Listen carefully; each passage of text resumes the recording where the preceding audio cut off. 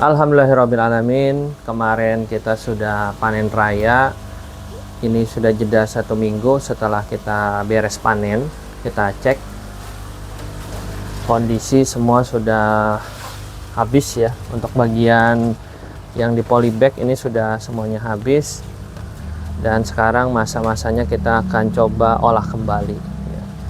Untuk yang Machida memang masih ada beberapa yang masih kita bisa panen ya.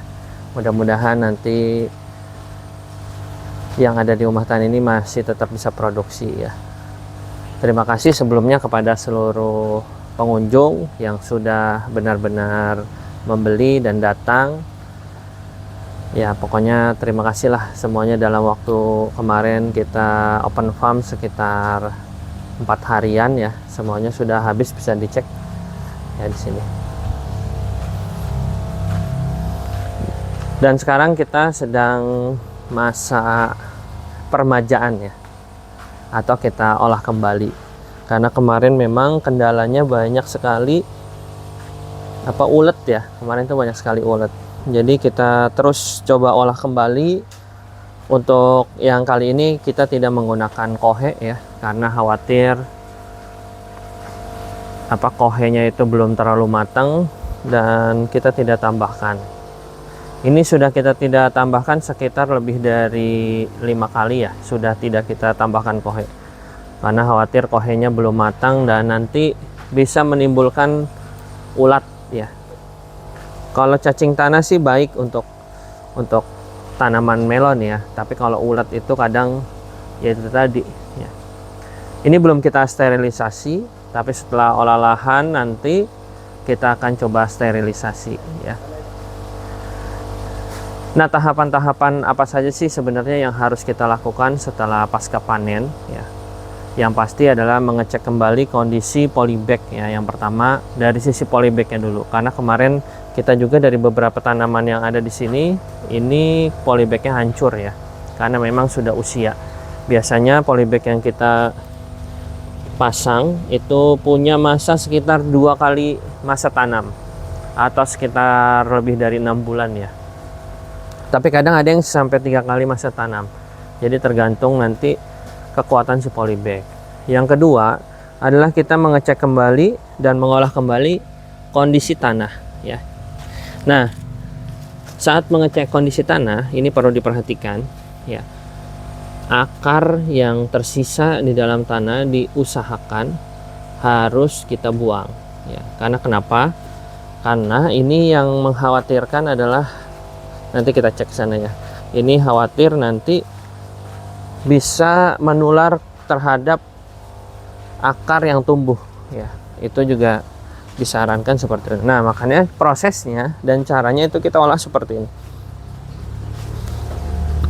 Nah, ini bersama Bang Martin. Gimana, sehat ya? Sehat. Sudah berapa proses yang dilakukan nih Bang?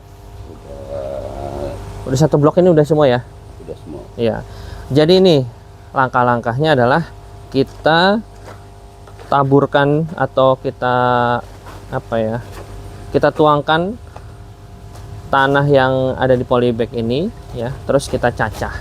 Biasanya kita gunakan pertama itu, langkah pertama adalah kita tambahkan dolomit ya. Nah, ini sambil kita cacah kembali atau kita gemburkan kembali, itu sambil dicek ya, apakah ada batang dari melon yang tertinggal ya. Nah, ini jangan lupa nih Bang ya, batang-batang yang ada di sini nanti tolong dibuang. Karena kenapa? Kalau misalkan ini membusuk, khawatir nanti setelah kita tanam itu ada akar dari si melon, itu khawatir merambat ya. Nah, itu yang mengakibatkan kadang itu bisa akarnya busuk dan ke batang tanaman juga bisa busuk, sehingga di tengah-tengah usia biasanya tanaman melon itu bisa mati ya. Tuh, ini sebagian sudah kita pilih ya. Nah, ini nih, nah ini banyak sekali ya, terutama di akar-akar yang besar seperti ini ya. Tapi kalau akar-akar kecil biasanya agak sulit ya, dan itu kalau misalkan terlihat oleh kita langsung dibuang ya, seperti itu. Nah, nanti setelah tahap pemberian dolomit, penetralan, ya, peremajaan kembali, barulah kita nanti berikan, biasanya tambahkan anfus ya, atau bisa digemburkan kembali gitu tanahnya, mengatur pH tanah gitu. Barulah setelah itu tahapannya adalah nanti proses penanaman ya. Jadi agak sedikit repot memang kalau menggunakan media tanah. Mungkin media tanah dengan kokopit itu hampir mirip ya prosesnya pasca panen. Kalau misalkan medianya kokopit, ya berarti kan kita harus menghilangkan residu-residu yang ada di kokopit itu ya. Sama kita juga menetralkan kembali supaya bisa ditanam melon. Begitu juga dengan tanah. Kita harus secara intensif ya. Ini juga harus mencari akar-akar yang tersisa, khususnya akar-akar yang besar yang bisa menularkan kebusukan pada akar ya, pada tanaman melon. Nah, kalau kita cek yang barisan ini semuanya sudah kita sisakan ya. Kemarin ini penanamannya telat ya, Bang Hari. Kemarin penanamannya ini beda berapa, ingat gak? Apa 2 minggu ya kalau nggak salah, beda 2 minggu. Dan bagian sebelah sini sudah kita, kenapa kita berikan plastik? Karena memang hamanya ini adalah lebih banyak hama tikus. Jadi kali ini kelemahan kita adalah ini banyaknya hama tikus. Nah, bisa dicek di sebelah sana. Ini yang kemarin kita sudah siapkan yang paling besar di sini, Bang Ri. Diambil, Pak. Bukan udah diambil, dimakan tikus malah. Padahal udah matang. Nah, ini kena lagi nih. Lihat. Ya, luar biasa ini ya.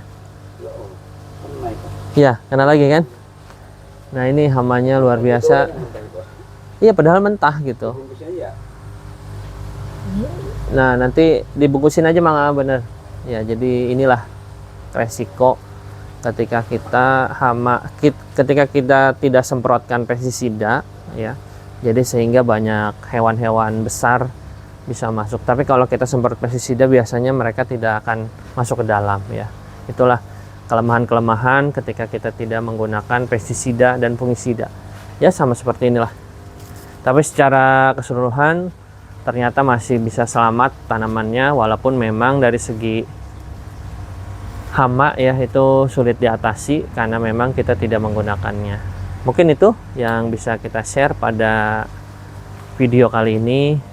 Artinya ini adalah proses pasca panen ya, walaupun ada beberapa memang itu karena tanamannya sambil kita menunggu supaya bisa matang ya, dan sambil menunggu yang lainnya ini harus segera di sterilisasi lagi, terus kita olah lagi supaya nanti dalam waktu kurun 1 minggu sudah siap ditanam kembali ya.